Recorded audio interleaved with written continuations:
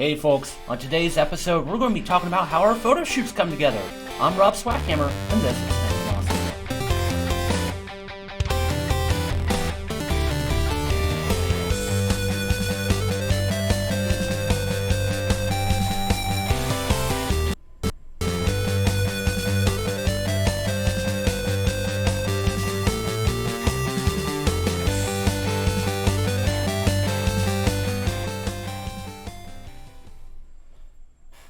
Hey everyone, it's Rob. To the right of me, we have actually Allie Bell today, who's joining us on a hopefully less than dipshit stream than the last time she was on. and of course, we also have Taco Cat here. And Luis, I thought everybody was here for Tao. That's what I mean. See? Come on. So we've actually got... this was something we'd actually been planning on for what was actually going to be like a recorded video, but when we were when Kirsten and I were actually talking about stuff to talk about this week, she had actually suggested this as an idea, and then was like, well, we've never actually talked about the whole end-to-end process for what we do. Now, to a point, there is actually an article where I've talked about from a project management standpoint, and god damn it, Tao, do you get the fucking point? Come on. So, but we never actually discussed the, especially what happens in the studio and also on the post-production side and also presentation. Now I have a question for the two of you. What to do with all this goddamn cat hair is now floating in my face. So for the two of you, for any other photographer you've both worked with, and I know there haven't been a ton, but I want to throw this question out there. When you've worked with them, how much discussion has there been with how the idea for the shoot gets built and how it gets done from, like I said, shooting to post and such like that? For the shoots that I've done with other photographers, there wasn't much. Okay. But in those cases, they were also last minute decisions for shoots. Okay. So it was kind of we had an idea of what we wanted to do, and we relayed those ideas, and then it kind of just built upon each other there. And then for post, there really wasn't a whole lot of discussion at all. Nothing was really well and truly planned out apart from what cosplays we were going to be doing and the overall vibe that we were going for. Okay. Let's say, Kirsten, what about you? So most of them are probably what Allie said, not too much. And then, the one at KatsuCon that I did with Allison Stock Photography, we had talked before, Rizuki, communicated stuff to her, because in our group we talked about, okay, well, here's some reference images we think we want to do, and we want to do it kind of like this. And then she took all of that and told Allison. So even though Allison doesn't know too much about Sailor Moon, she had an idea going in what we kind of wanted to do. It worked well. Okay. So. I was gonna say, and I know, because you and I had talked, she was actually pretty good, especially about communicating in the about the post-production process. Because I know she had asked a few of you about how you felt about the end results for photos. So, I think we lost. Oh yeah, she talked to us multiple times about that. It was what specifically images do you want? So we picked that, and then of those, do you want specific things done to them? So Courtney, aka Angel Moon cosplay, she wanted one of her Siren ones to have that blue glow that Siren has in a couple of different scenes. And so she told her, oh yeah, for these two, can you do this? And she did that. I wanted a starseed for one of the Galaxia ones. She did that. So, and she, before she was officially done, she's like, okay, is there anything else? What do you think? Okay. So it's very interesting for you to both have, experience where photographers mostly, say for, Kirsten that you mentioned there, that where you've not had much, experience with people who really plan out stuff, which is a very, very interesting thing. But for us, that's pretty much how we started, was because we didn't... At the time, for what we were seeing for cosplay, it was a lot of, con shoots. It still is, whatever. It is what it is. And we very specifically wanted to do stuff that wasn't that. And then we eventually realized, in a lot of ways, that when we're trying to put together ideas, that we really needed kind of a workflow, from front to back. So we wanted to talk about all this today. So first I want to talk about coming up with an idea in the first place. Whew. So sometimes it's really stupid things that lead to like full-on photo shoots. Well, okay, like so getting dumb ideas and making them awesome. Yeah. I Like, see what you did. took it as a one of the ones. So for one of Arta's things, I got a free sample wig that was a lace front, and she's like, "I'm wearing this for a shoot. Let me go find drafts." All because of a wig. A wig started it. Well, and that was actually the first thing I was going to lead into. Was for a good number of our shoots, they're typically character driven, but then there's a number of projects we've worked on where they haven't been. Either just the two of you weren't super familiar with the material we were attempting to do, or it was like kind of an original concept. But and also another thing that helps with this is for some of the subject matter we pull from, they don't always have the most in-depth depictions. I'm gonna name two great examples here. One was when we did Elegant Fate, which was 3 characters from Fate Grand Order, but the depictions were very specifically from the game, and there's only a single one of each character. So you kind of have to fill in the gap. And we've done that with, some ideas we've had for Love Live. So in some ways it can be character driven, but there's also so much of that space that it really opens up a lot. Let's talk about one we've recently started, putting together, as in trying to figure out what it is, was the Fruits Made Scouts. Because you both have had versions of those characters before. Mm-hmm. I have 2. Yeah, exactly. Well, I guess I've made 3. 2 of those are mine. So in the very first one, it was just it was the original imagery for the characters of that particular version. It was actually a slight redesign. Was it? Okay. Based on fan art. Yeah, because normally their ones are like the tight t-shirt knit dresses, while fan art that I think Allie found, most of them have flowy skirts that were kind of more like a circle skirt, and each of the scouts had different sleeves. Well, so it was slightly different. Okay. Well, I was gonna say, and then the one we kind of started looking at now was one. I think it was actually a promo image for the Sailor Moon Cafe, if I remember right, Kirsten.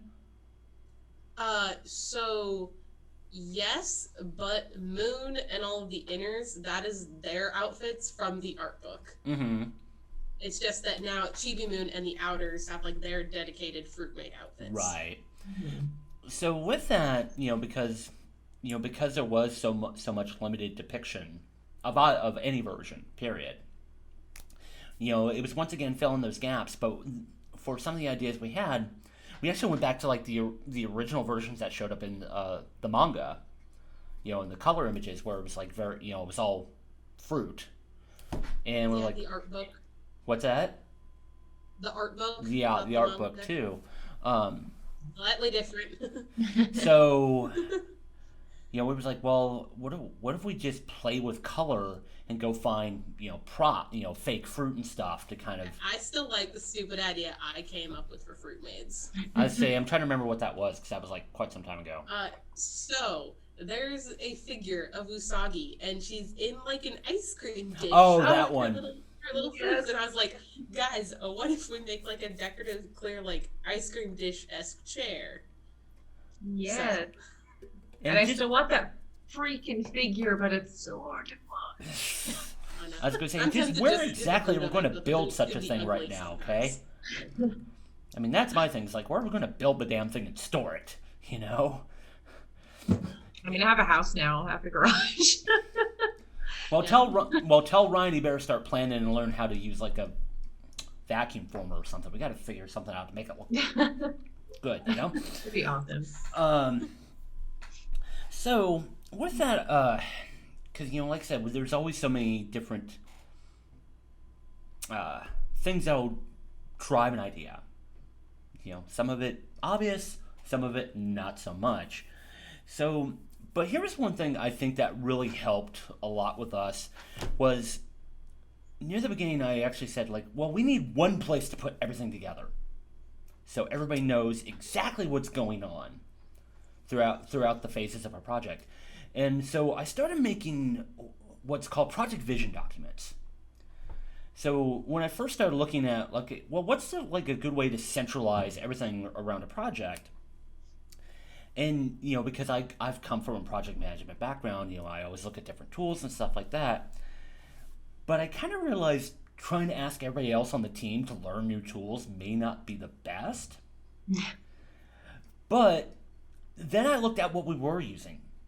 And we were all using the Google Suite in some way. Mm-hmm. Who doesn't use Google? Yeah. Like, whether Yeah, you literally. use I don't think I know Google anybody. Drive, Google Photo. So I was like, well, okay, why not just do them in Google Slides? And everybody, attached to that idea rather quickly. So I think that was a very good start for us to adopt that. Though there's a few... And the way we were filling them out was pretty easy, too.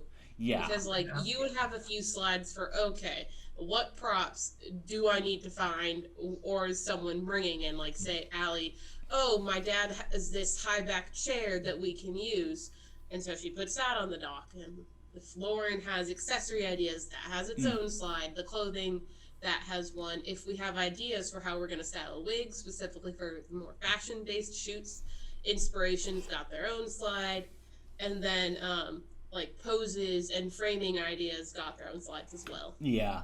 So first I want to talk about, and I think this has been the biggest help for everybody to get everybody on board with the entire idea and the direction for any projects, both that what ones been able to be done and what ones are still in the works. I've been in the works for about 2 damn years now at this point. Was actually talking about the inspiration. And Allie, this is one I want to also, definitely want to bring up to you. Was, there was a idea you had for Ellie, a specific version of Ellie from Love Live. Mm-hmm. And you had actually done a lot of the writing on what the inspiration was and kind of the overall direction you want to go with that one. We haven't been able to do it yet, unfortunately. Yeah. But that was a big one for you. Yeah, it's something that's really important to me. And a lot of it came from wanting to showcase my love and affection for theater, as well as bringing the cosplay aspect into it. Especially because Love Live is all about music and performing. Mm-hmm. And my whole thing is that I found cosplay because I'm a really bad actress. But cosplay was a way for me to bring that part of theater into my life and still get to enjoy it and have fun with it and be good at it. And so when it came to doing the Cafe Maid Ellie, which is a version that I want to do, I kind of want it to be a love letter to theater, a love letter to performing. Mm-hmm. And that also is really based off of Ellie's character as well, because obviously at first she's kind of cinder and no, this is dumb. And then she's like, oh my God, this is so fun. And I'm like, I feel like that was kind of me. So yeah. I definitely have my ideas of where I want it to go and how I want to bring everything into it while still being Love Live and Idly, but also kind of bringing into that just classic theatrical aspect into it. Yeah. Well, I was gonna say I really liked how you phrased that it's a letter to show your appreciation, basically. Yes. I like how that was phrased. It's very beautiful. Yeah.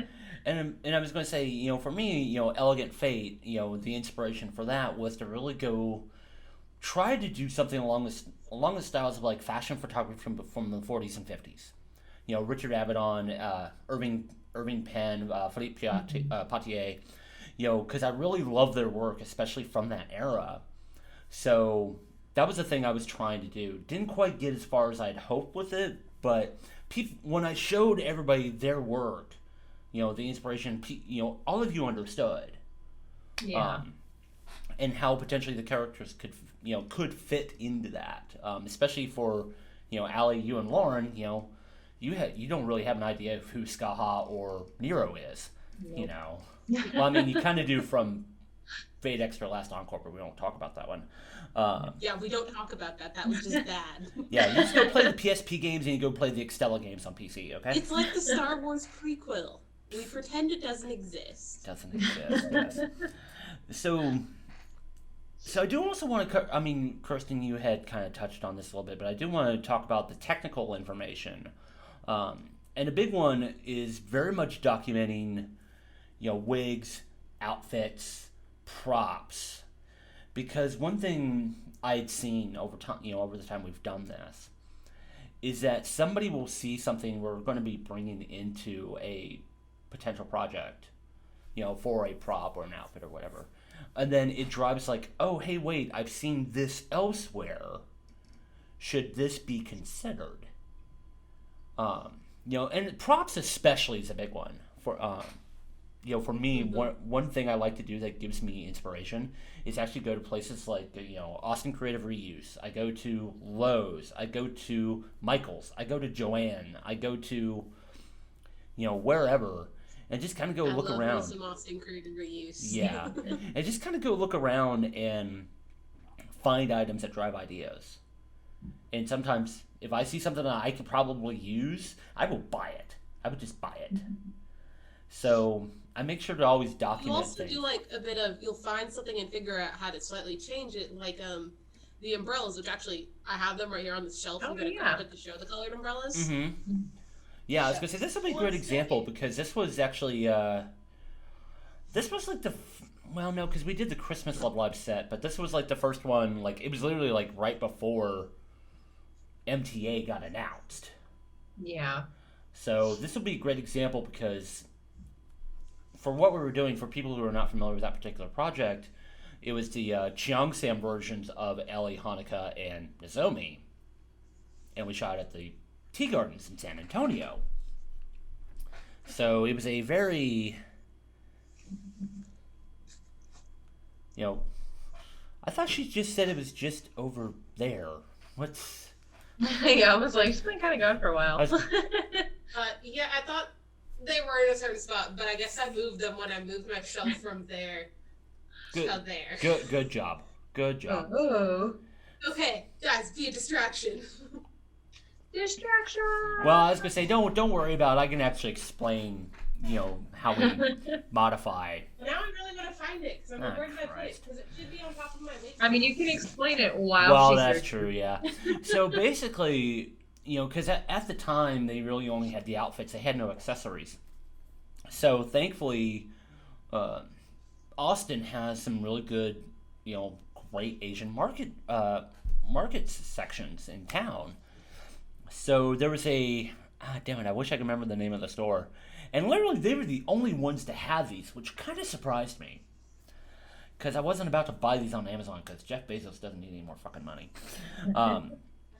So, They were yeah. on the box they were supposed to be on. Something was just on top of it. Okay, so there's two examples right there, is those, also has good gentrification. You ain't wrong, Luis. You ain't wrong. So, originally, these paper umbrellas were originally white. So, what I actually did was use RIT dye. And originally, what I initially did was actually test on normal paper. Because I knew I wanted particular color blends that would match the costumes. So, it took some experimentation. And also because that paper is honestly kind of thin. It's really thin. Yeah. So I had to be careful about how much liquid I had to put on it. And so I had to figure out the recipe and then put it literally in a 2-ounce spritz bottle.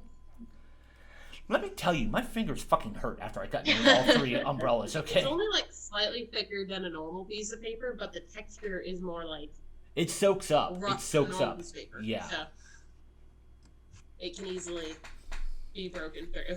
Actually, this Well, one I was does going to say, have Hanukkah's actually has a hole in it that I had to patch out in Photoshop. Yeah. Had to patch that out. Yay, Photoshop. But this was a good way to give us something character specific that was unique to what we were doing. Yeah, because I don't rather even than think I don't keeping think they the had points. any accessories in the auto cards, did they? Yeah, I think they just posed.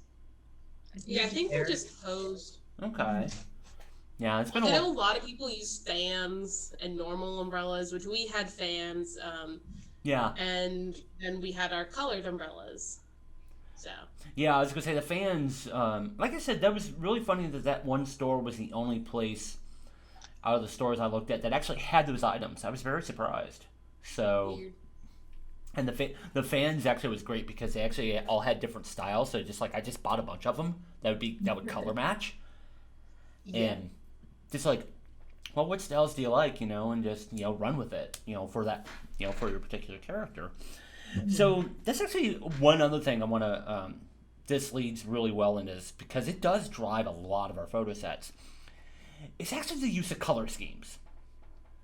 So this, Yay, colors. Yeah. so for me as an artist, I think this is the biggest, or one of the biggest things on the artistic side to help me is really kind of understanding color theory and color scheming. And I think that has helped us a lot with really planning projects. And one thing I do now, and it's not even just what's actually like say the backgrounding or whatever. I actually use color scheming to help Lauren decide makeup schemes, which has helped a ton. So, really paying attention to that and trying to come up with some scheming really I think has helped. And I don't know how many people talk about that. Well, and actually that's a thing for the two of you. When you first started, when we first started working together, and then we started doing more stuff where it's more planned out. Where in your mind, let me rethink that question. In your mind, in your mind, did you ever think you'd be thinking about color in this sort of way? Well, I mean, when I make a costume, I do a lot of how do these colors pair? Is this shade of blue good for this shade of, I don't know, gold or whatever? Mm-hmm. So, like, to me, it makes sense to consider it then, too, Because if you have me wearing this blue and this gold, you don't want to put me on, like, some, like, a barf-colored orange. That would look gross, Yeah. I'm pretty much like the same as Kirsten. Is that like, and I think a lot of it is because we do make so much of our own stuff. Is figuring out what shades work together. So, I think that like I was definitely thinking about it beforehand, but it got a lot more in depth when we started working with each other because I started thinking more about the photography itself along with the costume, rather than just how the colors of my costume work with themselves. But I don't know if that makes sense, but it did change. No. I know totally. one thing probably we didn't think about is like the color of gels on the extra lighting, like the lights I have here are just plain ones. Yeah. But, Mm-hmm. I mean, we probably thought more of like, okay, what's the background behind me look like? Yeah. Not so much, well, what color of light is doing the front lighting or the side or whatever effect we're going for? Because that has an impact too. I mean, if you look at like some of the Galaxia stuff with how we did the color schemes with like the yellowy and the red, that worked really well. And I have it on my wall, that's why I'm looking at it. Yeah. While for ESM, we did pink and white, and that complemented her well. Now, I mean, if we did like blue for Galaxia, that would have made sense. Why does the evil gold monster have blue? Yeah. Well, I was going to say, and actually to that point, let's look at the photos we did for Eternal Chibi. Because that was the one thing, because you wanted just photos, because you hadn't had photos of that costume just yet. Yeah. But I was like, well, hey, if we're going to do it, can we do, some experimentation? And so I went with really simple color schemes. I either went with like pinks that were super close to her outfit anyway, but kind of muted. We also did like some, maybe not quite royal blues, but they were Well, not very light colored. Well, that was blues. actually what I was going to get into next. Was I looked at the pretty much the complementary color to pink, which was blue, which is what led to doing that idea as well. So we could look at we in some ways we did some what would be called monochromatic, or actually analogous might be a little bit closer. Or we did complementary. This isn't going to look good because it's on my phone. Yeah, like, yeah. This is an example of what he's talking about. Yeah, exactly. That would be Compared to, complementary color scheming. like we did a very bright pink. I think we also did a pink like this with the outfit. The scout outfit is too, not just their school uniform. Yeah, we did. We did. This is So that's something I very much. Yeah, exactly. So that's very much something that gets discussed. We also played more with like. Oh, go ahead. Go ahead. Like how I was talking with how you do the lighting. One of those we did. It's like this one. Again, you can't really see the reflection of my camera, but you see how there's pink glow on the bottom and there's a slight glow around me. That was just okay, well, let's have fun. We're going to I think we had a light behind me, and we had another one somewhere, but I don't know where the other one was. Yeah. Do you remember? Well, actually, I do, and that makes a great segue to another good spot where I talk about lighting direction. Now, for most of our projects, it's actually relatively simple, where usually I'm doing, maybe 2 lights, with just some, so, and we needed more lights. So always. Usually I do typically, depending on the backgrounds, because that's always a big thing now, is for subject lighting, I just do 2 lights, and I'll underpower one a little bit to get, nice shadow drama on the face, and actually give some definition to, people's bodies and such. But I always document when I know I'm going to want more interesting light. A great example was when we did the Summer Goth set with Lauren, where I wanted to see about like trying to get interesting light in the background and stuff like that. Well, Eternal Chibi was pretty close too. So, and actually that going back to that real quick, Allie and Kirsten, going back to the conversation about the photographers you've worked with in the past, did any of them ever discuss lighting with you at all in any sense? Not in my case, but both of them were in places that it had extremely a large amount of light, like natural lighting. So nothing was really like, I guess it didn't really come up because we were just shooting like so out in the open that we had no control over lighting at all. Right. It never really came up though for us. We just wanted to showcase our costumes. We talked a little bit about it when we're in the hallway for the Eternal shoot we did at Katsu, because we were in a hallway by like the pool, so there was not all of that extra light going around. Yeah. And as Allison was doing a few test shots, she was showing us, and it was like, okay, well, yeah, there's something slightly off about the lighting. Let's move the light right here and see how that looks. Yeah. Okay. So. And Allie was an assistant for that photo shoot. I was holding those lights. I was like, that was me. So you got to play the part of Louise. Well, I was the hair toss expert. Yeah. Allie got to play the part of Louise. So. So this is a big one for all of us because I think now we all actually have image directories on our mobile devices specifically for this. Is we talk about posing direction. Now I'm going to. And I say posing direction for a reason. So, in all of our project vision documents, I always put in posing ideas.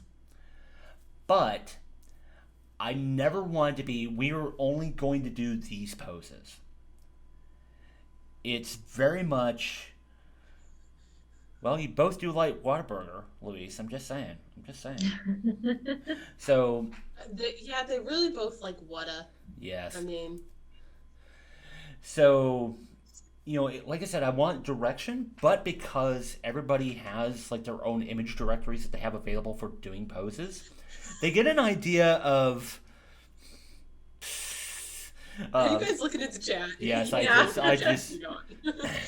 I just did. Careful, Allie, he's homing in on your fiance. So everybody like at least understands.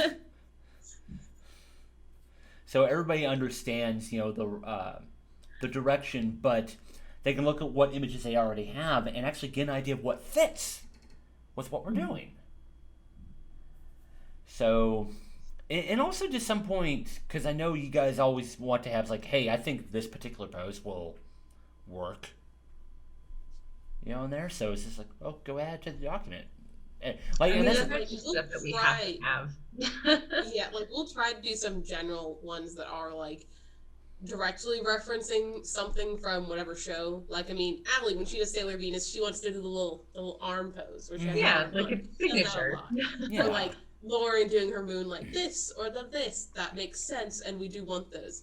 But we leave it open to where we can do things that aren't necessarily like done in the show or the manga or game or whatever we're referencing. yeah, So we leave ourselves the room to work with both options rather than committing, we're only going to do these poses like this. yeah. I think a lot of that comes with It's, I think a lot of that comes with Love Live too, because there's so many poses for Love Live. But like certain So many poses will only sets. work with like certain types. Like the rock band style ones are gonna have like different poses that will work. So rather than looking at all of like the cards to find poses, it's like, oh, like if it's like the punk style, let's look at like punk bands and see what they pose as and kind of like use that as inspiration. Yeah. It makes a huge difference, dude. it does. Yeah, and that's And then actually the one other thing. thing is sometimes you'll like accidentally fall into a pose, and the reason I say fall into a pose is when Lauren and I were doing Galaxia, she like leaned over at one point, and Rob was like, "Stop! There's something there." And we always joke when he says there's something there, but the image came out really good, and that was just Lauren like leaning over to do something. She was literally getting up to stretch her legs because she was like actually originally like kneeling, but when she put the one leg up, I was like, that it added some dynamic that I think the kneeling did not have. That was what got me when I saw that moment. Well, it was more like an action kind of thing rather than sitting there and dealing with it. She was Because I mean, the one leg up implies, you know, she's getting back up, and that's Exactly. a huge theme in Sailor Moon. Is she might fall down a lot, but every time she gets up. Yeah, Yeah. like I said, it So- very much had a dynamic that I think was missing from the posing we were trying at the time for that. And because I was able to recognize that moment, I went with it, and I think it made for a much better photo. Mm-hmm. So, and actually, while we're talking about Lauren, makeup inspiration. This is her big thing. Yes, it is. So,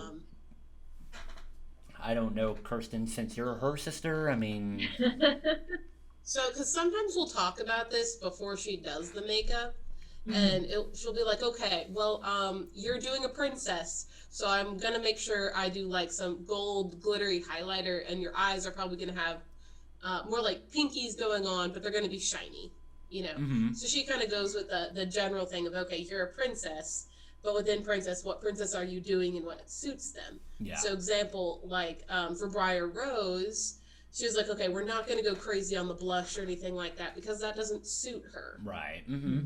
So she'll do like a what suits the position that that character is in. Like, I mean, magical girls, they're going to have sparkly eyeshadow, you know? Yeah. They're going to have the nice highlighter. And like some of her goth influenced ones, those she tends to do more contouring to make her cheekbones look higher and stuff like that. Yeah. So she can probably talk more about how she gets those ideas, but she kind of like takes, okay, what category is this in and what makeup styles suit that category? Kind of like how when Allie and I make something, we're like, okay, I'm making a princess costume. The princess costume isn't going to be made out of polyester. I'm going to go with something fancy. Like, Yeah. you know, some satin like this. So it's the same kind of idea, just with what you're doing to your face. Yeah. I definitely think she does that too, because even when she did my makeup at KatsuCon for Dorothea, she's like, I don't know anything about this character. Tell me about this character. And I was like, oh, like she's an opera singer. She's very popular. She's I extremely think what you elegant. said is she's very pop star like, and that's Yes. what gave Lauren the pop star. I know Yeah. what to do. And like when she finished my makeup, I was like, this is perfect, because like it was just enough to be noticeable without being over the top. And also, I look fucking bomb. I don't know if I can swear in this, but I look really good. I was very happy with it. Oh, it's fine. And it was perfect for We have the Dorothea. Like, 18 that's plus something thing that I on, would've- so no filter required. Yes. Yeah.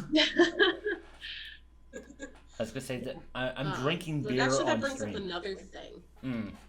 What's that? Is so sometimes with the makeup, like when Lauren's doing it, Allie and I will be like, oh, maybe this is going to be too much, because sometimes it feels like you're doing too much, but when you see it all together, it's like just the right balance. Because you might think, Yeah. oh, this is too bright of a color to work, or oh, this is too much shiny, but then when you see it all completed together, it looks good. And then in photos, having that little extra oomph to the makeup can help make your face look more like you have more depth to your face going on, basically. Yeah. Yeah. It's kind of a trick with theater too. Like when people do stage makeup, they have to go a little over the top because you want it to kind of be noticeable to the audience. Yeah. And so it's kind of like that too, where like you want it to be obvious without being over the top. And then Lauren's like really good at figuring out exactly how much to do and exactly where like the stopping point is when it comes to like contouring, highlighting, the amount of like shadows and blending and everything, and it's super impressive. I can do nothing.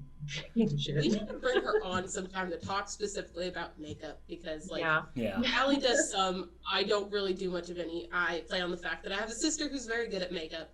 But I will mention that I will never forget you and Lauren sitting there trying to do the magnetic eyelashes for like an hour. It was worth it because they looked so good.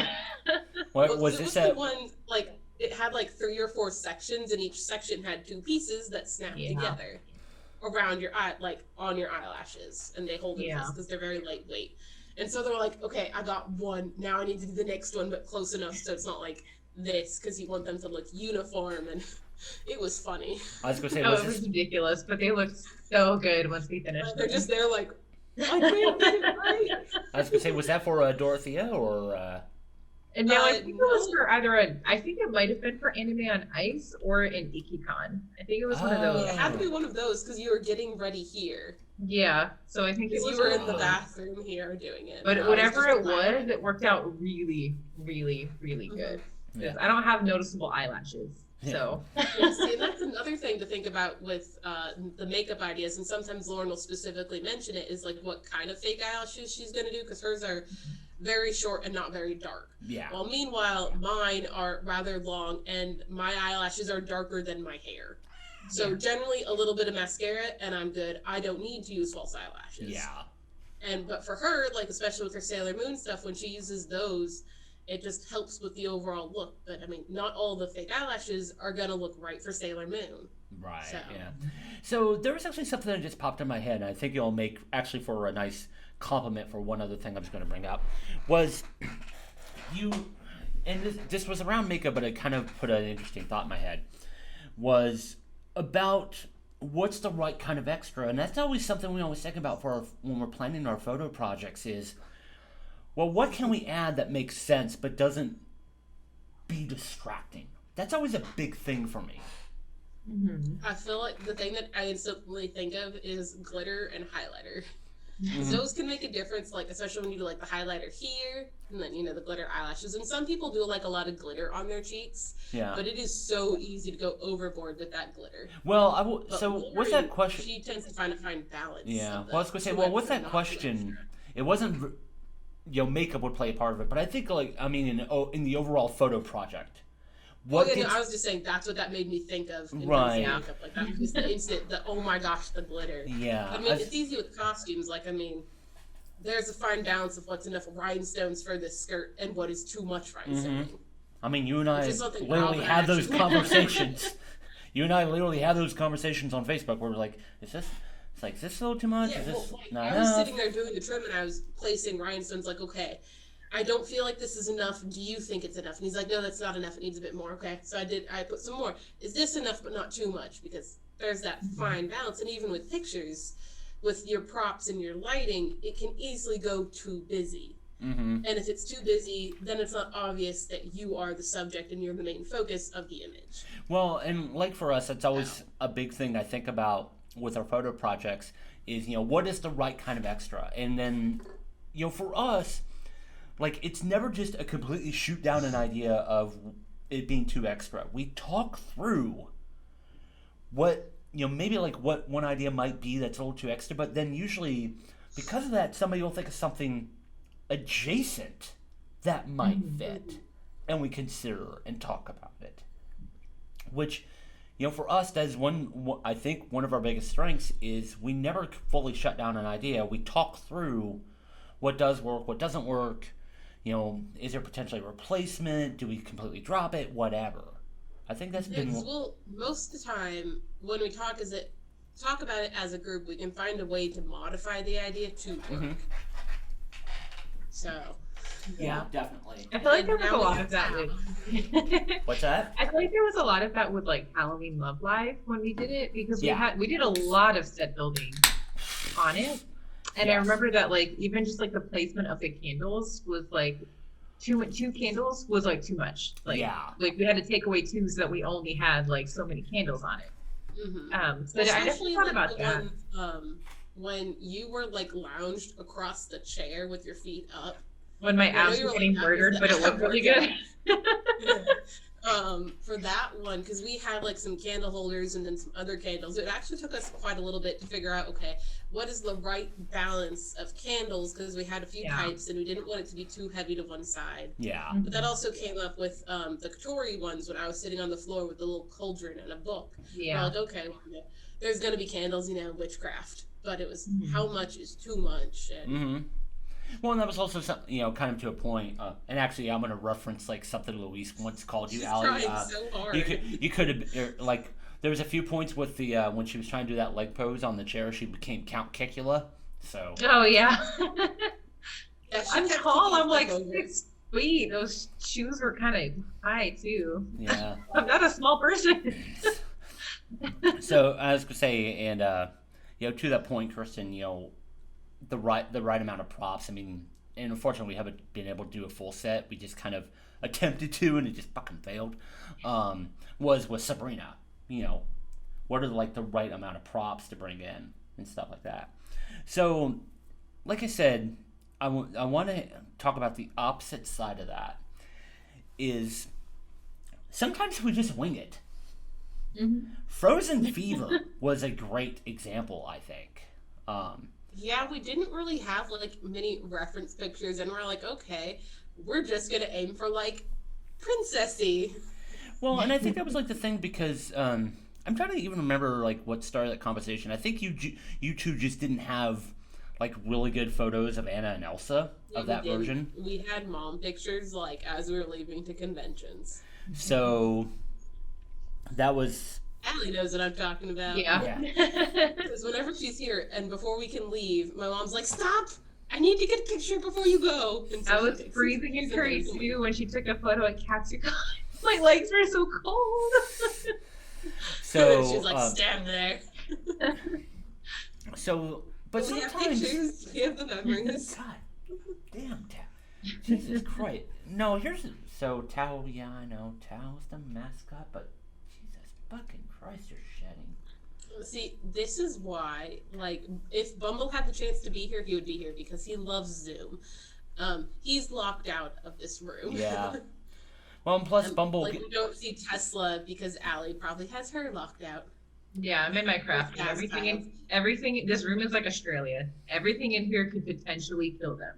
So, no one's allowed in here but me and Ryan. Especially if you have one of these, because I actually had a cat pull thread off of a serger and eat it. It Yeah. didn't go well. She's We were okay talking about that now. earlier, actually, because I had to spend $2,000 to save my cat when he ate my hair ties. Oh, and yesterday, Oh, my niece no. thought it was funny to run into my ironing board where I'm keeping my Cricut Easy Press, and I was like, "Do you want your face melted off? Because it's at like 350 degrees, and your face is Right. gonna melt off." They get Yeah. hot, and they're heavy too. Because I have Yeah. one right there, and then I have my normal iron that gets pretty hot. Yeah, Like this room is just full of hazards. I know. It's all with like no animals. Continuing It's like no on, capes.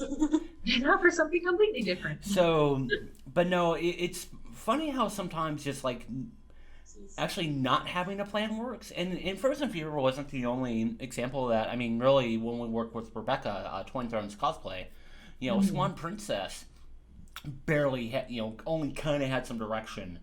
But thankfully, the space we went to helped drive some ideas.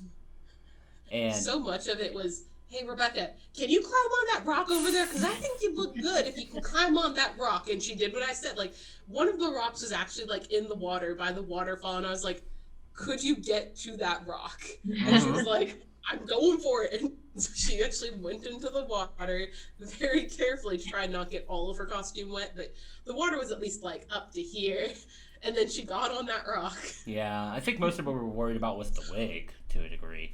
But also, I wig mobbed the heck out of that wig. which is true. Well, I was gonna say, and also Onwin was a great example, just kind of winging it. And Eternal Chibi, like I said, that was just experimentation.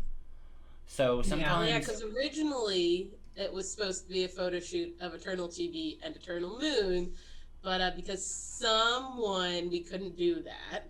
I guess you could maybe guess who would be my Eternal Moon. Clearly it was Allie. But yeah, so then Rob was like, well, we still have the studio time. We'll just go ahead and kind of wing it. There's some stuff I've been wanting to try. And I was like, okay, whatever, that will get me some pictures because, I mean, we're not going to be able to do the original idea anyways. We'll just have fun with it. And so we did. And it worked. We found out some cool stuff. well, yeah, And and learned how to make things better, like the shower curtain. We have to figure out how we can flatten out those lines for it really to get the right effect. well, and also to that point, like a lot of the experimentation that we did with that particular set actually has helped me with doing the photo demos that we've done at cons because it offers new ideas that maybe people have not thought about, and I can present it. It's like it's not difficult. I did it. You can do it. Here's how, and they can see the result because it's so quick to do. So in that regard, it helped. So we've actually talked about I can't even think of anything else that would fit into is like actually coming together with a project before we go into the studio. So or we go shoot. So I'm going to talk about during shooting. Now some of this is going to be a little bit more studio specific because that's what we tend to do a lot of. So I'm going to get one item here, and thankfully I have it. This has literally been one of the biggest helps, not only for me as a photographer, but literally everybody else to understand what is going on during the shoot. It's this laptop. So this is a Dell Inspiron 13 whatever. I just basically got it when I used to work for Dell because I could get the discount, and it's also Christmas. So it was funny. I literally bought this when we did Love Live Xmas. I literally bought this a few days before that set. And that's actually one of the things that I have on my wall. Yeah, exactly. Well, I mean, I've got that one there. Yeah, that's the one I have where we have Hanukkah wrapped up, and that's another idea of the stupid idea. We wrapped Lauren up as a Christmas tree, so we put garland on her. We hung a few ornaments, and then we put like a the bow on her Christmas nose. present bow thing on her nose. So, but yeah, that was the first set where I tethered my computer to this laptop. So, and I've written about this a couple times on the website. Oh, and actually just a shout out. That one there, Nerdcore Nights, our man Vince, DJ Rockman. He's on one of my best friends, DJ Footman, DJ Anime Titties. So he's one of my best friends, and he also actually streams on Twitch too. So yeah, it's just DJ Rockman. So the reason why I got this was honestly LCDs on the back of DJ Rock Band, thank you. Forgot. Oh, DJ Rocket Man, that was another one. Yeah. DJ Refrigerator, yes. So here's the thing: a lot of people don't realize about. Sorry, inside joke there. So LCDs on the backs of cameras are not actually a good indicator of what your initial image might look like. Mm-hmm. A big reason for it is you can't actually see contrast that well. That's a big part. That's just like me showing you something on my phone versus on a full-size computer. It's gonna look different. You can see more. Yeah. Well, and the nice thing is, with computers, especially if you have the tools, you can actually color calibrate your monitors and make them accurate. Well, provided, the monitor is not a piece of shit, of course, but that's something you can't really do with a phone or the back of a camera. It's just not possible. You can get close, but it's not accurate.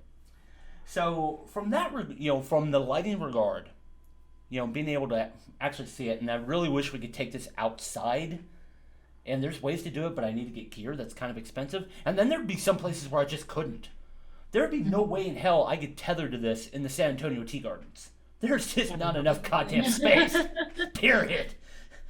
So sometimes you just won't be able to, and that's fine. As long as you have an idea of what you're doing, you're okay. But here's the thing I didn't realize. And it's really until you two started being more into this. Was you two paying attention to what shows up on the screen? So when I tether, I actually shoot in the capture one. So they actually see the images come across the camera or come across the screen in real time, like delayed like 7 seconds or some shit.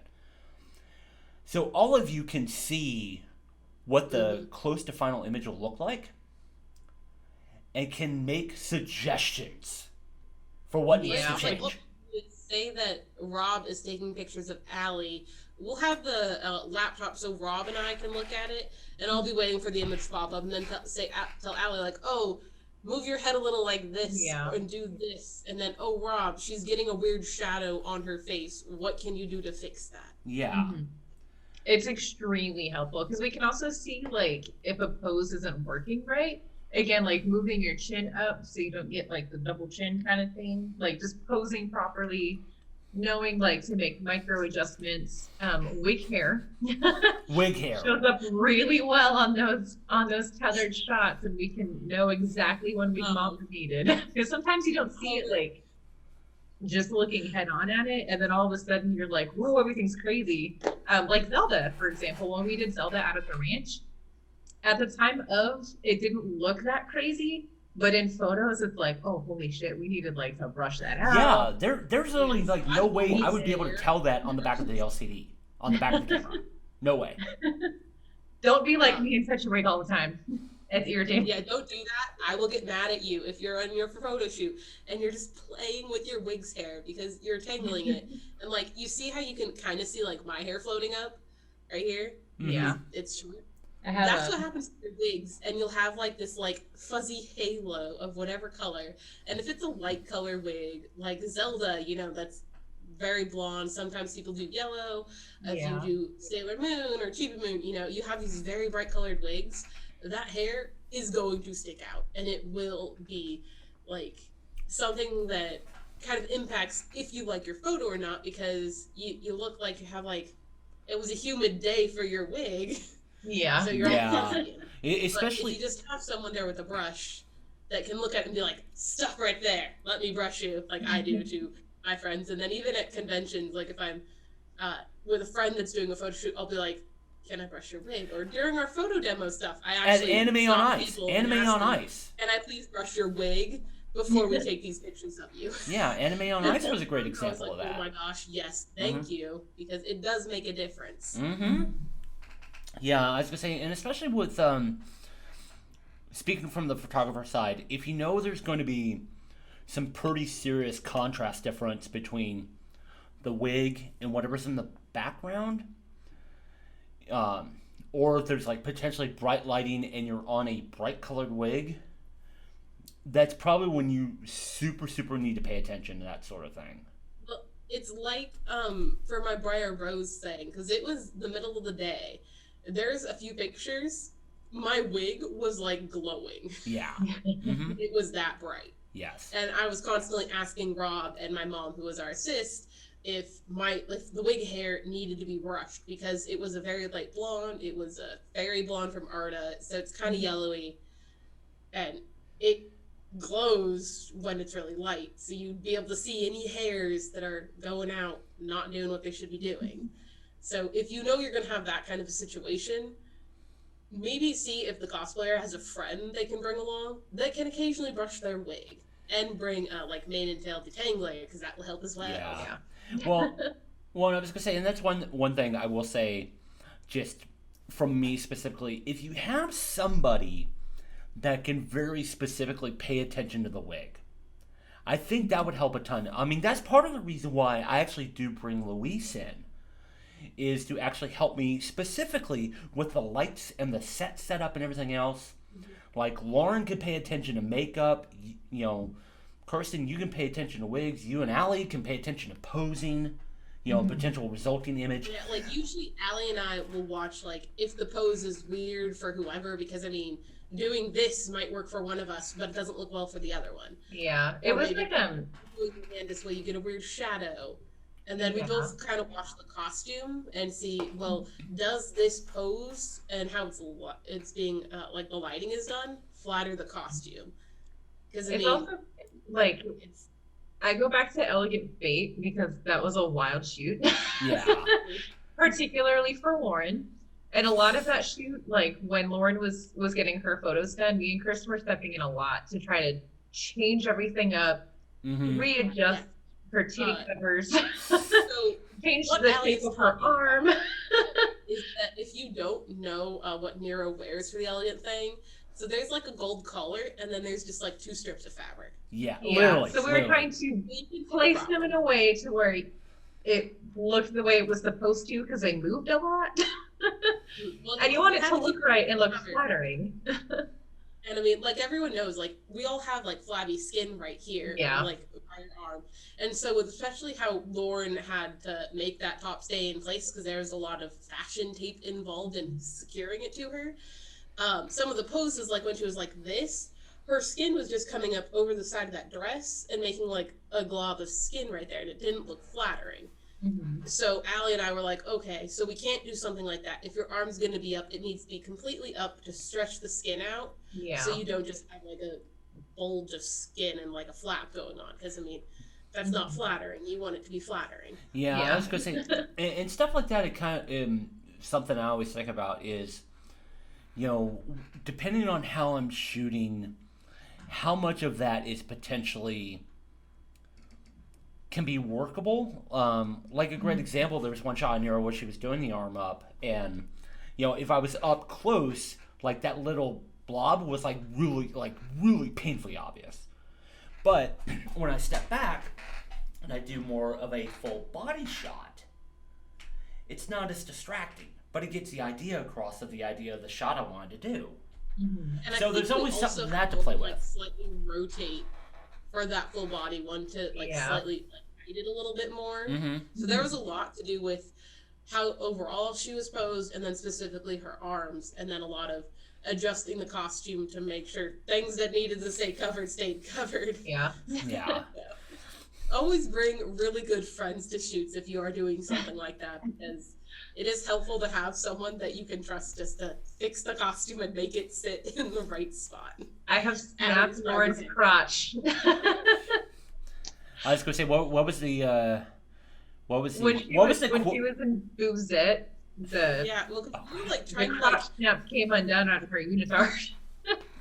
Well, no, there was one, but we had to undo them because we had like. Because she was going forward, but she had to pull it up. Because that bunny suit was not stretchy. When she laid down and then leaned up, the top could only move so much, and we're like, no, this is not like Patreon. We need the modesty nuggets to hold this in place. So then, like I think I was helping like to hold up the skirt, and Allie was unhooking, and then we had to like have her flop on the stool, and then we like flung her legs up to get cushions underneath, and I was going people don't mind touching you to help you. Well, I was going to say, I also remember during Elegant Fate, when Lauren was in the bathroom changing and trying to get in an arrow, and she had to yell for Allie, and Allie's like, "What's wrong?" And Luis just immediately responds, was like, "Somebody's got to go wrangle her titties." And it was actually true. And it's still an ongoing joke. Yes. So much tape. It was like handing Lauren tape and Allie holding things, and so. But sometimes you just got to do what you got to do to get the shots you want. Yeah. Suffer for your art. But like I said, for me, Lauren really did it that one because she started using packing tape at one point to help hold. Yeah. She did not have fun taking that off. Don't use packing tape. So not a good idea. Like so medical tape or tape that's meant for skin. I mean, fuck. There's literally a product called boob tape because we talked about it in chat at one point. That's for Yeah, and shit then I like know that. cause I think it was her Aylin one where she like only used packing tape because Yeah, I she remember you couldn't telling me find about the that. she wanted to use. Oh, good lord. So So, but he you know, suffers for the art. yes. So, for me, that helps a ton, because I have all these people being able to pay attention to that sort of thing, and I can just focus on doing the photos and just kind of help, like, taking all of that information and just bringing it all in to get what we hope are really good photos. And, there's been a couple of times where we're like trying to do all this non-creative problem solving kind of takes me out of the moment. Elegant Fate was kind of like that in a few ways. Well, and then like Sabrina, we kept having to change so many other things to make stuff work. Like a majority of the time we were in the studio was just trying to get the setup working. Yeah. But then we ended up rushing to get photos done in time, and because we rushed, we weren't a huge fan of the final product. Yeah. I mean, had we had more help, because I think it was just you, Luis, and I, right, Rob? Yeah. Had we had Allie there to help, or Lauren, that would have helped us a lot, because then not everything would have been on Rob to try and figure out. Yeah. So Luis would have been able to sass someone other than Rob. yeah. I definitely feel like the more the merrier is good in the studio. Or really in any I think so. photography. Yeah. I mean, kind of like when our friend Josh, Dry Light Photo, was there to help us with Super Crown.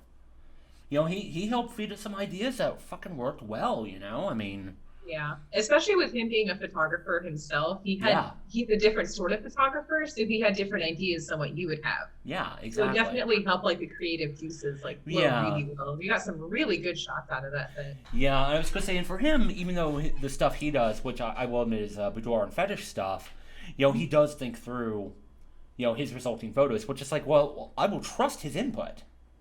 And and I've known him for 20 years, even though I didn't know he was a photographer till like the last like 40 years he was here. That was really strange. But anyway, so I want to talk about the post-production and presentation project. Yeah, go figure, Of course, Louise. Luis likes Go his figure. photography better. Go figure. It makes some joke about where Luis's money goes now. Yeah. Just the fan of OnlyFans. Yes, that he is. And what a burger. That too. And if you put the two together, you really have Luis's attention. Allie, I'm not asking you to do that particular set. I'm just. I wouldn't. We will eventually do the those Moxie nuggets. We will eventually do the Summer Water Girl set, but eventually, Yeah. whenever the fuck that'll Luis is be. allowed to help. So, the other part that's a big, holy Whataburger, yeah. I would say something, but that's kind of a spill of tea, and I don't want to do that here, so I'll just keep quiet on that particular part. So, one thing I also want to talk about, even though a lot of it I drive, I talk about it with the rest of the team, is actually the post-production process and the presentation of images. So,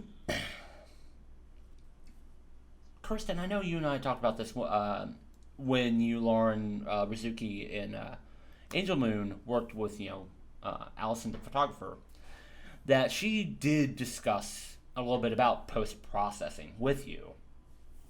I didn't... Can you do me a favor and actually kind of relate some of the details that were discussed? Because I'm really curious, because we only kind of talked about it in a very high level sort of way. I'm just kind of curious what was shared with you as far as like actual technique and stuff like that goes. Technique wise, she didn't give us too much info, but then again, Rizuki was the one who did a lot of the direct communication to her, so I don't know what happened there. But for us specifically, it was, okay, what do we want to see done with this image? Is there something we liked about the photo, but there's something else in the photo we don't like? So it was a lot of trying to find the balance of, okay, what can she do that we like? So now, how exactly she went about some of that stuff, we didn't really talk too much about. So, unlike us, we do a lot of like specifics, like say I find some photo from the shoot and it's like, well, I really like this, but the shadows on my face look super weird. And then Rob will be like, okay, well, I can go ahead and do this to fix those shadows and, like, you know, bring out more of the detail instead of having like half of my face be dark. Yeah. Well, and that's actually, so I'm going to tackle that in two different ways there. So one, as far as the actual image presentation, I'm the one who will typically make those choices and do like all the final edits and you know, put them on the website and social media and such. But everybody on the team gets to see the original JPEGs. Mm-hmm. And this has been helpful in a couple of ways. One, and this is something that both of you have said, and I think even Lauren has said something along these lines, was actually seeing all the images in context to maybe what's maybe in the final photo has helped you with like maybe ideas on posing and such, and maybe what to change in the future that we do. Yeah, whenever I see our pictures, I definitely end up looking at something and thinking like that, like it worked, but we could still do better. Mm-hmm. Like we could still decide on like work with it and then kind of change it into something that we think is going to work better in the future. This isn't explicitly completely related, but I also really like getting to see the entire gallery of what was shot that day, because the edits that you choose to present aren't always like our favorites. Mm-hmm. Like we typically almost always, like Kirsten and I are like, oh my God, I really love this one. Do this one too. And we're like, do this one, do this one, do this one. Yeah, we were Yeah. always telling Rob to do more, and even if he's Yeah. like, well, there's this like issue, we're like, just do it because I can still use it for the Insta, even if it's not, Yeah. even if like as a full print, it might have a problem. But for the Insta, most people view Instagram on this. If there's a slight issue, Yeah. they're not gonna know. So, Well, and actually that brings up a very great point, because you know, when any of you have asked me to go look at another photo, you know, for potential social media use, you know, I'll go do it. I'll go look, and you know, sometimes I think like, yeah, okay, yeah, I'll go do it. It's not, you know, not a difficult edit, whatever. Though that's a very interesting thing to think about with regards to having a website with very specific ideas for presentation versus social media. Mm-hmm. mhm. So, if you've ever noticed on the sets I present on the website, you know, ones that I think that are fully complete, I tend to post 15 images or less for very good reason. To give a little bit of backstory for this, to kind of actually provide a ton of context, you know, my background was concert photography, especially nerd music. And I used to share like a fuck ton of photos. A fuck ton. And then over time, I noticed how many photos of each performer would drop over time. It was like significant. I actually went and did the math. And for the longest time, I was like, okay, why did this come up? Why did I recognize this? But then I had seen some peers in that same space not do that. And like instinctually in my head, like I was like, okay, I get why I do it, but I can't explain it. And so some years ago, there's a photographer I follow, Joe Edelman. Go watch his YouTube channel. It's fucking great. So he actually said something about, it was very specifically about posting photos on social media. And so I'm gonna read this quote, and this will help explain why I share so few photos on the website. He said, "Remember when you had the The audacity of that cat. Can you just sit there and let me quote Joe Edelman, please?" She says, if you pet me, yeah. Okay, she'll sit there. See? She's asking him right now because he's I not will petting her. pet you in a moment. Let me do this. She owns you. So he said, remember, and he's speaking specifically from the photographer perspective on here. Remember when you had the urge to post those 20 images from one shoot? It's because you had fun and you are excited about the experience. Nobody else will have the same experience as you had, not even your subject. The goal of the photograph on social media is to draw attention, to make people pause and hopefully get a wow response. Now, there was actually another it was another from one of his workshops I was in, where he said nobody will experience a photo the same way you did. So that's why whenever any of you ask for maybe like an edit on a photo that didn't go in the initial set to use specifically for social media, I will go look at it, and if I think it can work for that matter, I will go do it. And then at the times when maybe I'm kind of not sure it will, I will talk with you about it. Mm-hmm. And we go through that process. But I think there is something that's interesting to think about is how, in one way we kind of need to have this overall presentation, but for each of us individually, having kind of like those little bit of differences is kind of interesting, especially when we know our audience. Well, and I mean, you also see it with cosplayers. Like, they'll be really excited about a photo shoot, and then over like 3 days, they're gonna post 15 pictures of the same character. Yeah. And it gets boring when they do that. Like, I will generally, like, maybe if I didn't have other things to share, I might do like 2 of them in a week, but I don't usually do back to back to back of the same character. Yeah. Like, Aurora was slightly different. Well, Briar Rose was slightly different. I interchanged like some of the making stuff. So like I posted whip pictures of how I did the wig, and then I had a picture, and then I think I had a video that showed the skirt. So that was enough difference instead of just picture, all from the same location shoot. Yeah, I was gonna say, and when I'm posting, pictures from set, and it really kind of depends if it's a single character versus, if I have like say all 3 of you. Like for me, like I'll post like every other day, but say like actually I'll take a great example. Dark Elegance was a good idea here. I will post every other day, but I will also make sure each individual picture is very distinct from the last one. And I only post 3, literally. The only times I will ever break that is if I'm shooting a project that's all 3 of you. Mm-hmm. So, and then I'll like kind of look at duos, I'll look at group, all 3 of you, whatever. But I always look at, are the images different enough from each other to not look exactly the same, but it's all has a cohesion in the presentation. That's a big thing for me.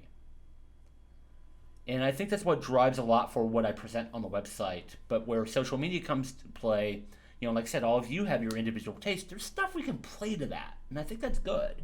So that's why I don't only show you the finished images. I show you fucking everything. Because you can learn a lot. However, can we pause so you can now give Tao the attention she deserves? She's been waiting so patiently.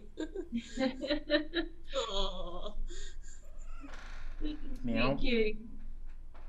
The bullshit I have to deal with. Jesus Christ.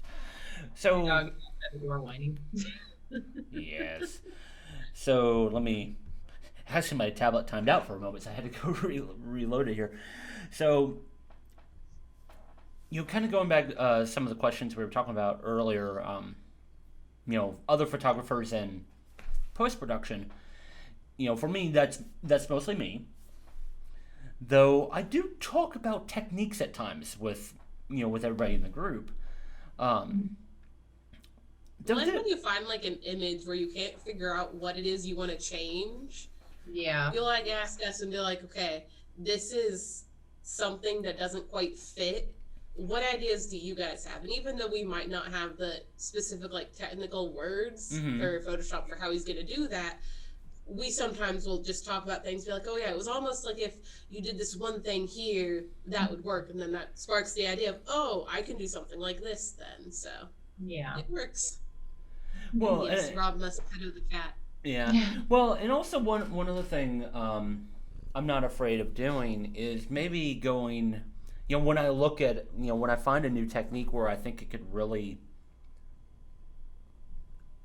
fits, for the way I edit. And here's a big thing for us. And and I'm very, and I'm kind of interested in your two's take on this because, we have seen some photographers who go pretty far. I'll phrase it that way. Our style tends to be more on the side of subtlety. Mm-hmm. I'm kind of wondering about how you feel about that versus, the work you see of others. Do you think does the subtlety? I don't know. I'm trying to think through the comparison, because like I said, we have seen some work from others that go pretty far, where us it's subtle. Do you think having that subtlety actually is like a pretty defining thing for us? I could certainly see how it is because I do know that. I mean, I don't really look on social media a lot lately. Yeah, I'm kind of just like non-existent to the majority of the What world, is right? online life? Yeah. But yeah, like I would say like a lot of the pictures that I do see do tend to have a heavier editing style Mm-hmm. than what our stuff does. But like even just with cosplayers, like we're relatively just subtle, natural people. I mean, like Kirsten goes like really heavy on like details and stuff. But as far as like Yeah. Not at all. super extra. So as far as that goes, I mean, but like we tend to choose stuff that's very, I don't know. I guess like we choose somewhat subtle things, like the stuff that we gravitate towards tend to be like relatively simple, Right. more or less. Idols are not like subtle, so No, I guess just I can saying. think like I don't know, like we don't. I guess maybe it does come into editing, but we don't really go into stuff that's like super extra. Like a lot of like people will like edit their skin color so that like if they're cosplaying Pink Diamond, then they're pink, and then they'll add like extra shadows and then extra lighting and all this other stuff post edit. But we're not really like we don't really choose those types of costumes to then highlight. Like even with Love Live, even though Love Live itself isn't subtle, we don't choose it over the top editing style because it's not us. So I guess it is pretty distinctive. Like I know that was a question and I went on a weird tangent that makes no sense. But No, that's fine. It's fine. Well, and actually, to that point, one of my big things is, and I've kind of recently been kind of thinking through this a little bit and trying to how to talk about it, is, and you've heard me say this, was get it right in camera, but I think I've been thinking about it a bit more as of late, and I say, get as much as right possible in camera. Mhm. That's part of the reason why we talk so much. Before we even go into, go take a photo, we talk a lot. And on that flip side of that, I think that's part of the reason why I can turn around photos so fucking quick. Yeah. So fucking quick. Like, oh god, I'm typically, if it's all three of you, I think it's like usually like 3 hours. I'm usually returning photos. No, but what's your beer count? We count every Yeah, we. what- It do you depends on the think? beer. It depends on the beer, honestly. It's usually like two. It's usually like between 2 or 3. Yeah. So, That's but fair. like 1 an hour is it's about what I go for. But compared to other photographers who don't return photos for months. Yeah. I think part of that, and it could just be because I've been researching wedding photographers. Yeah. Some people have such a sheer amount of clients and shit Workload. Yes. that like Mhm. it's impossible to get photos back to someone within a Well, month. and that would actually be another great discussion at some Yeah. point. And actually, Don't get no. Rob on this right, Allie. Don't do that. Turn this conversation right now. Yeah. Sorry. And actually, Luis, 5 to 6 beers, it's photos plus article, because I write a lot That's about. fair. I do write a lot about what we do, so. But. And actually, real quick, going back to the whole editing thing. Something I was about to mention was sometimes I'll go revisit old photos. And like when I learn a new technique, just try them out, what they do, and I will try it out and like I'll show the results, like what was the original versus like what was the new technique, and I get your input. I mean, you don't have to know like the exact technical steps, but you understand what I'm trying to go for. Just because it's like when you re-edited the Azura photos at the pool, like they were very distinctively different from each other. Yeah. Because he got rid of like the fence that's around the pool area and stuff like that. Yeah. Well, I was gonna say, and also when I was learning some new techniques for contrast, I went back and showed everybody, the differences versus saying using just like the brightness contrast layer in Photoshop versus and by the way, Piximperfect is a great YouTube channel to go look up for Photoshop stuff. Holy fuck, he's amazing. But he had a great technique for using color dodge and color burn layers to do new things with contrast and having a ton more control. But it's also understanding what technique works best when. And to a degree, I only talk about that in a slight way with everybody, but you understand because you see the results, and so you instinctually get it. And I don't know if you ever question it. I'll phrase it that way, but I kind of think when you see stuff like that, kind of like does anything pop into your head as far as maybe techniques to like, does this technique work? Does it not? I don't know. We've never talked about in that regard. Not for me, really. I'm a pretty simple person. I like just about anything. I'm like, I don't usually really go that far. Okay. So, anything for you, Kirsten? I mean, there's like some of them where we'll talk more about maybe this didn't work out well and try something else, but that doesn't happen too often. Yeah. So, but that's really the ones where it's like we're getting more like technical with the details on it, but we're like way into the conversation, and that comes up and it's like, okay, well, how does this look at once I did this? And it's like, this isn't quite right, and talk more about how the technique is working or is not working as well as we want it to. Okay. So. Yeah, then I don't know what Lauren would say. Yeah. Lauren's just like, ooh, pictures, let me post them. So let me put them on the gram. Yeah. Well, and I think maybe that's and that's actually something I want to research, is how many photographers actually talk about that sort of thing with their subjects. It doesn't have to be super deep detail, but just to even talk about it, period. I think would be a very interesting thing to. I mean, we can ask our chat to see real quick how much conversation's going in with them if they're a cosplayer and they're a photographer. Yeah, so definitely. I was gonna say. Yeah, if you definitely have any commentary about any of the stuff we've brought up today, definitely, or any questions, definitely bring them up in the chat. I'd be very curious on everybody's experience with any of what we talked about. So this is something I didn't actually have in our document, but I want to bring it up because, we've been working together damn near, we'll be coming up on our 3rd birthday in May.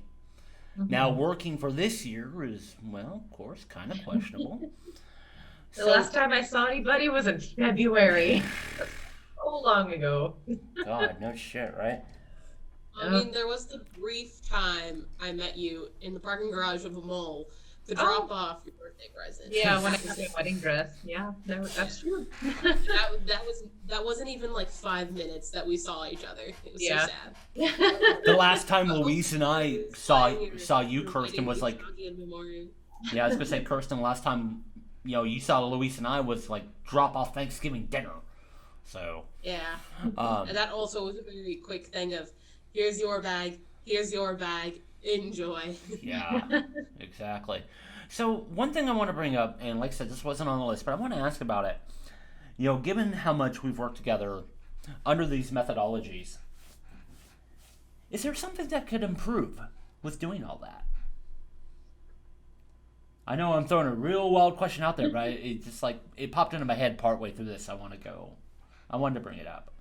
Well, I think one thing we often talk about after a shoot is like more recognizing during the shoot what posing and lighting doesn't work. Mm-hmm. You know, like as of now, like there's a lot where it's like, okay, well, say we took 100 photos, but out of those 100, there's 40 of them where we don't like the pose and we don't like the lighting. Right. And then you have the segment where maybe it's only one of those we don't like. So I think going forward, something which is probably going to be more towards the assistants paying attention to, is how all that looks on the computer. Like we've gotten way better at looking at the screen and seeing that, but I think there's still probably room for improvement there, so that there's not as many of the, oh, well, this pose was weird and we didn't tweak it soon enough, so we only have one image that's the full one that worked rather than any close-ups of this pose that worked, you know? Yeah. Well, I was going to say, So, and to that point, one thing, and Allie, before you have your moment, one thing that I think would help, and this was actually something I was considering even before all this shit happened, was actually getting a larger monitor to bring with me for the tethering purposes. I actually want to get another one of these BenQ PD 27 or 2700 Qs to bring with, so that way also, because in Capture One you can see all the photos in the session. So if we see a number, I also have one more thing I want to add on about. Okay, so if you see at least a number of them in context to each other, that might be something that could help. I would seriously agree with that. What's that? I'd say I'd like being able, if we could do a comparison between, like, say 3 images, that would probably be helpful. Because you can kind of see, like, as you changed things, what worked, what didn't, so then you can take that and piece together, like, the best combination. And the other thing I was going to say is, like, some of the prop building and stuff we do, sometimes it's, like, I feel like we could do more than just, like, oh, we put this thing in the background. Like, example, Elegant Fate. We just did, like, that little grate thing, that decorative thing that broke halfway through. No, it broke even before we got in the damn studio, because Luis had to hold up one on the floor. Yeah. Like, I feel like for things like that, we definitely could do more to create a more suitable environment for the photo shoot going on and give it more depth, rather than just a few items and a blank background. Yeah. It's not that the blank background's bad, but I mean, maybe had we also had, like, one of those decorative little, like, column things, the plant, and some other details in it, that would have helped to bring it all together. So getting more creative with the details to create, like I said, more of an environment, rather than, here's our sheet, here's 2 props, there's a cosplayer, yay! Yeah. But it's a delicate balance of not making it too busy. Yeah. So yeah, I could definitely see that.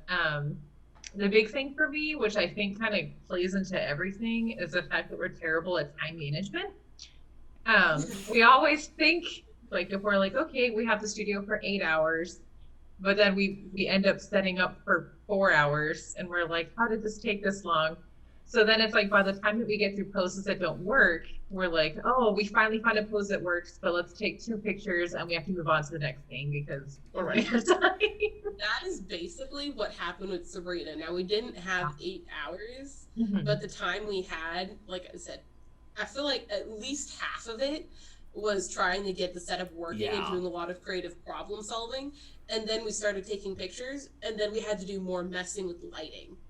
Yeah. So it was constantly, we had to problem solve. So we only had like a handful of photos. We were like, well, these are okay, but they're not the best product we feel we could do. So we want to revisit this idea again. Yeah, and that's something, thankfully, is not often, but it's something I've recognized that has happened.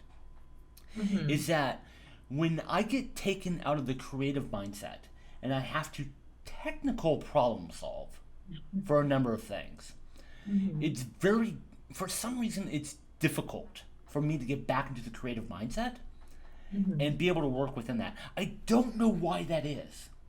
I don't know why. Now, and here's the weird thing for me, is it's happened at times when we've done a lot of planning, but just shit just gets in the way. Yeah. Just and it's sometimes it's just shit out of our control. Elegant Fate was a great example. We did not expect them to have a broken steamer. Oh, I had yeah, to go I send remember. Justin to Target. I think a lot of it too is that like we're all like a very close knit group of friends. Mm-hmm. But when something goes wrong, like our different personalities kick in. Yeah. And some of us get a little more frustrated a little quicker than others. Yeah. And so I think that doesn't help either. And I know like last year for me, like I wasn't doing particularly well overall. Like Yeah. I was constantly like, I just want to get the fuck out of here, go be depressed. Yeah. And I mean, like, you told us ahead of time, like, basically, because you weren't doing well, because a lot happened for you last year that was not good. It was, you know, multiple bad things. Yeah. And you're like, okay, I have a short fuse. I'm going to lose it real fast. And so we knew that, and we were aware, and we just tried to work with it. And if Allie snapped at us, we didn't take it personally. Which I appreciate so Yeah. much, because I got really mean sometimes. So but it's okay. Lauren and I are mean to each other on a daily basis. So it's Yeah. You were just acting more like how Lauren and I treat each other part of the time. Well, But it's and- well, a lot of it is just like it's like a lot of it is just paying attention to everything and fixing things before, like as soon as possible, like before we're already done with the shoot and we're like, oh, we should have done all of this stuff differently. And I think just like being more like open and communicating with each other, like while we're working on stuff, because we do point stuff out to each other. But I think sometimes like we get hesitant because like someone's like really excited about how something looks, and it's like I don't really know if that works though. yeah. Well, I think like being more head on about what we think works and what we think doesn't work yeah. is important, and the time management thing, because we've wasted a lot of time just trying to. Yeah. I was gonna say, you know, and that's like the thing that I think, you know, going back to the time management bit here. It's funny how like sometimes, you know, because I always joke we have the Lauren buffer, which is always an hour. But actually that does help because then like Luis and I can do lighting tests and, you know, figure that out, and then I get goofy shit to go post on Facebook because everybody fucking loves those photos. I don't know why. Why do they like Luis so much? Facebook, you better answer some damn questions about that shit. I'm just telling you. Anyway, so Wrong. I don't know if I want to be that up close and personal with you. yeah. So anyway, you know, so for that buffer hour, which I always built in because, you know, I expect little shit to happen. That it just happens, whatever. So, but it also gives me time to test and make sure, you know, shit's working, and because you know sometimes ideas pop up. It's like, oh hey, you know, maybe we could do something with that. So that I don't mind. And then if you look at like most of our projects, we usually like a lot of them we actually get within our time. And then there's sometimes like stuff's like, oh shit, this is like an idea we hadn't considered. We may not have enough time at the moment. Can we go throw another hour on? And So, sometimes you know what this reminds me of? what's that?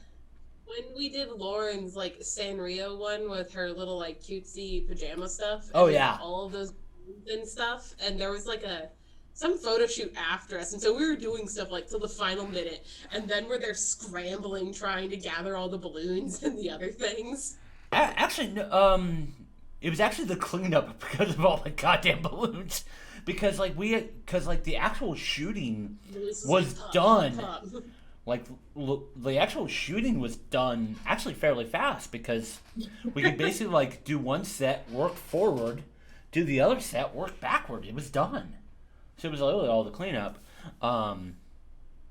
But so I for a lot of it, I think it's, you know, we do work pretty well within the time constraints we give ourselves. And like I said, if we Luis know found a something, fan, and it's not okay. what's that? Luis has found a fan, and it's not okay. So, oh wait, I think I know who that is. Okay. So, but Freaking also, you, I swear. but on the flip side of that, when we realize that there is something new that came out of a moment, and something can be had, and we know and we feel like we have the time, we'll go do it. We'll just like, hey, can we throw another hour onto the set, and good number of times we can do it, whatever, and we'll just go do it, and it does result in something we may have not thought about. Mm-hmm. So I think having that flexibility to recognize that and being able to do it is great. And then sometimes it's just, thankfully not often, but sometimes just shit fucking happens. That's pretty much it. So, God, we covered everything, but I think there's a lot of detail in, some of what we've talked about over the time we've worked together, but we've never had it this condensed. We haven't. And we usually stay on one thing for hours. This would never work as a panel at a con because it's over an hour and a half. I don't think anybody would stand in the room. But like I said, it would overlap with so much stuff. But I think that's a ton of stuff cosplayers and photographers don't think about. And we want to talk about it. It's just everyone's a different type of photographer and a different type of cosplayer, and so there's a lot of stuff that people wouldn't really consider until it's introduced to them, like something like this. It's like with planning, like a lot of people I've talked to, they're like, oh, I don't plan my cosplay, I just buy shit, and it ends up way more expensive than it should be, and I'm like, I don't know. Where the two of you've got Google Sheets going on. Yeah. With links, price breakdown most of the time. You don't want to see the Anastasia Google sheet I have going. It's sad. I have seen it. Miracle. It's sad in terms of the money. It's expensive. Yeah, but I'm sure it's cheaper because you're planning it out. Yes, well, because I got the fabric. If you didn't, I didn't plan to get the fabric during the Black Friday sale. 3 times the cost. Mm-hmm. Because I didn't plan to get the fabric for her during the Black Friday sale, but because I did, I saved a decent chunk of money. Yeah. So, Yep. Something that would have been I don't know, probably at least $150. It was around $100 for the main fabric. So I still need to get $50 to splurge on something else for it. Yeah. So sadly, Truly Victorian doesn't put their stuff on sale. Otherwise, I would have gotten a deal on that. But I didn't. Right. Hoop skirts are expensive. Yes, they are. So that's a segue to one of Rob's favorite subjects, our tip jar. Yes, so here's something we're working on, folks. We're actually working on trying to raise money to get Kirsten a setup to where she can actually do more crafting streams. That's something we want to do. That's as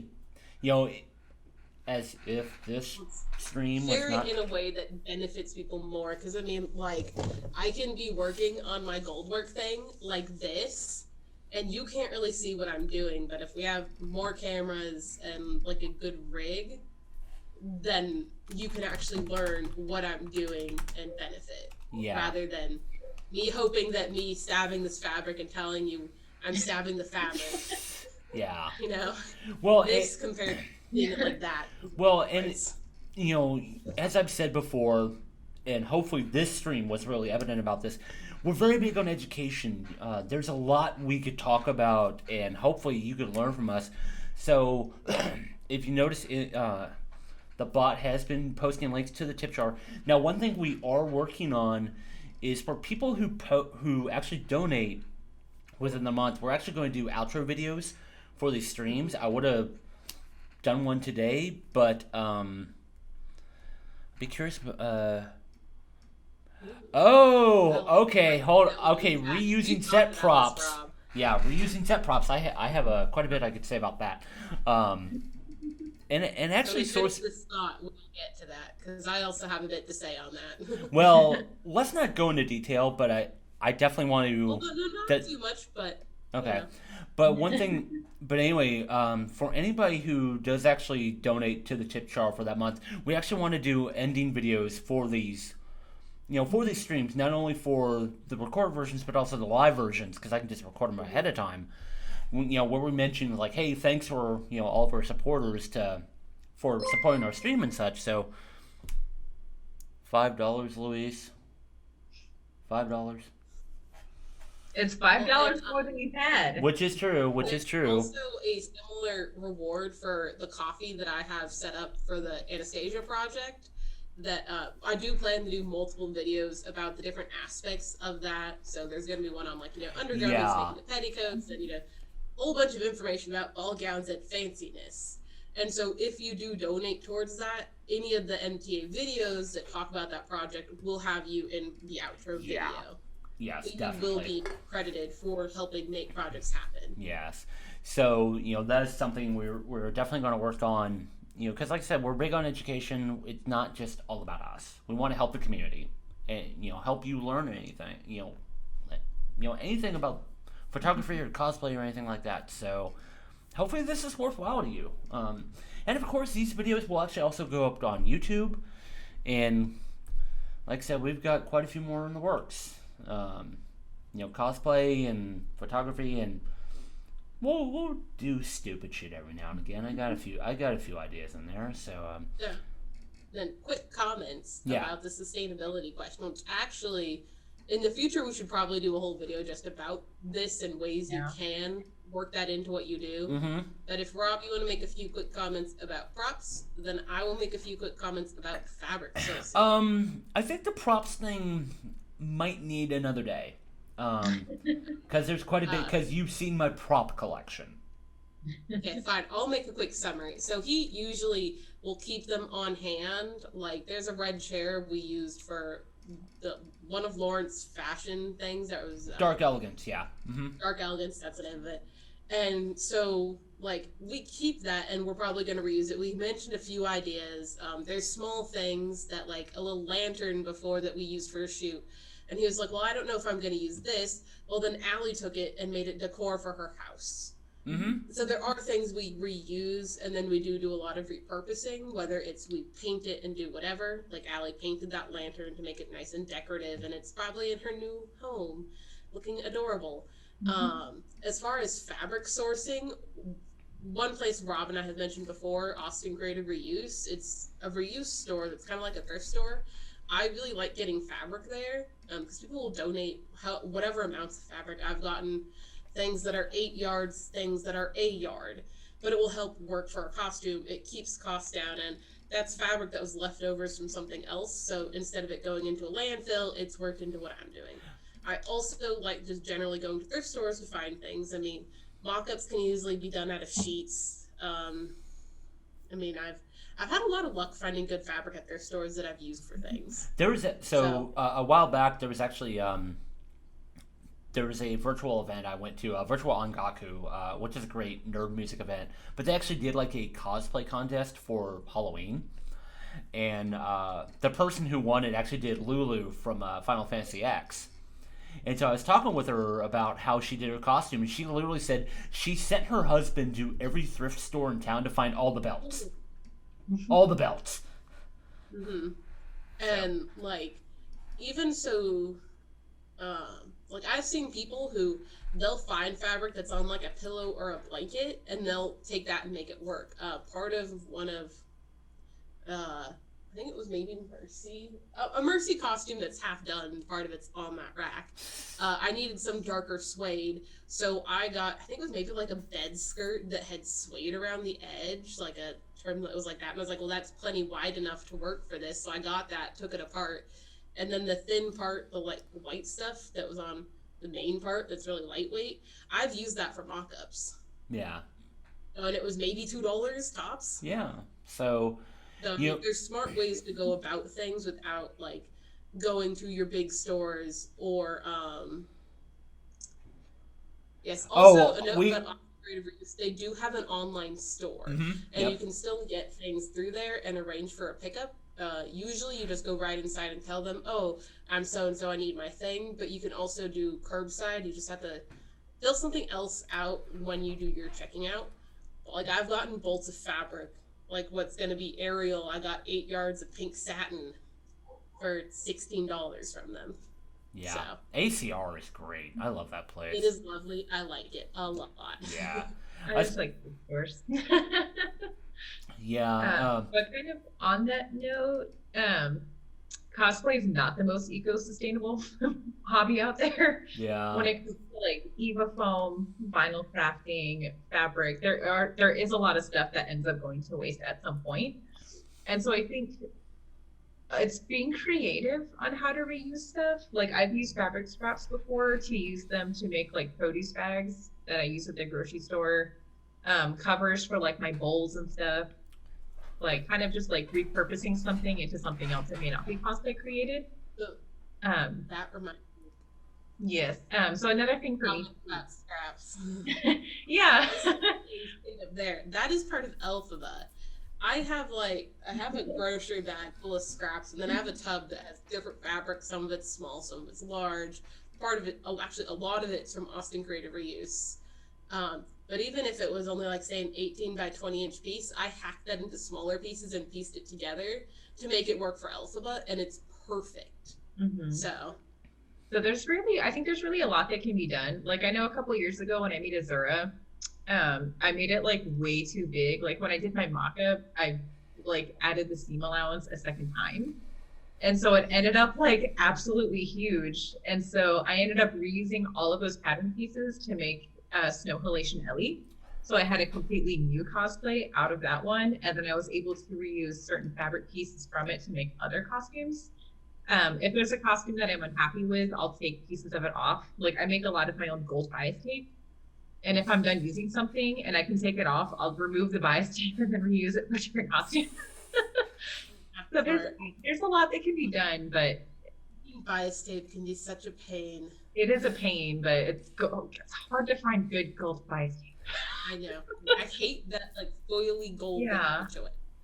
So we probably really could do like a whole video about it. I try to be eco-sustainable like outside of cosplay as well, so it's kind of like there's a lot Yeah. to do. Buying Well- stuff that's long lasting, that's not going to wear off is also Well, and like I said, because props were mentioned in here too. Mhm. There's definitely a lot of that in there, but I think it actually needs a little bit more deep dive into a little bit of why we choose the props we do, which will need some explanation. There's definitely reasons behind that. So, I think we'll go ahead and wrap it up because, damn, it's 6 o'clock now. I mean, we got started a little late, but go figure. We have a lot to say about a lot of fucking everything at this point. So, Allie, Kristen, thanks for taking the time out to, chat about the subject. We are planning on a couple of other streams. We're trying to figure out what a year-end stream looks like because our technical year-end is a little different compared to like calendar year-end. And we're talking with a few other of our friends to join in on streams and such as well. So, We do have one that's going to be armor focused coming up soon. I'm not sure on the date yet, but there's going to be one all about armor. So if you want to learn about it, make sure that you have like notifications turned on for us, and specifically pay attention to like the Instagram stories on either the MTA page or mine, because I generally share all of the posts about streams that are happening and post questions and all of that. So when we have dates, it will go there and you can find out.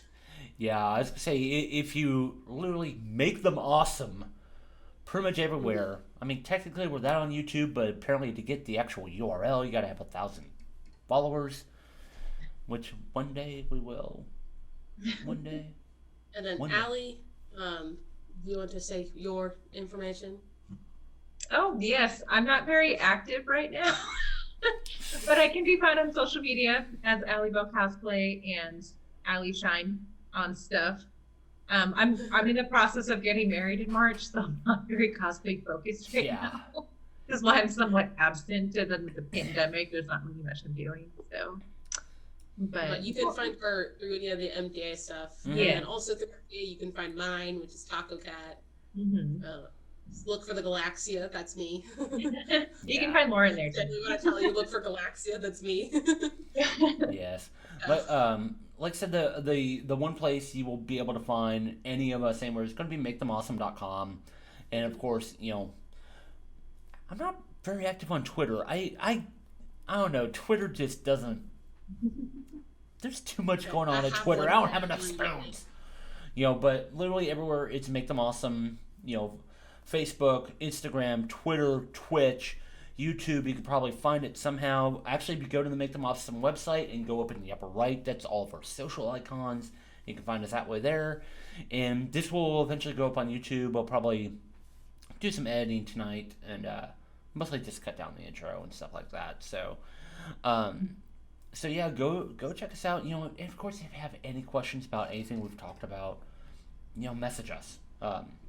Message. And if you have other things you want us to talk about, yes, let us know. Yes, we have a long stream idea list, and we're willing to grow it. Mm-hmm. And you Like could be the it's miracle It's a grow. very long list, and we're definitely willing to add to it. And as you know, we can talk about things for quite a while. So You could be the miracle grow.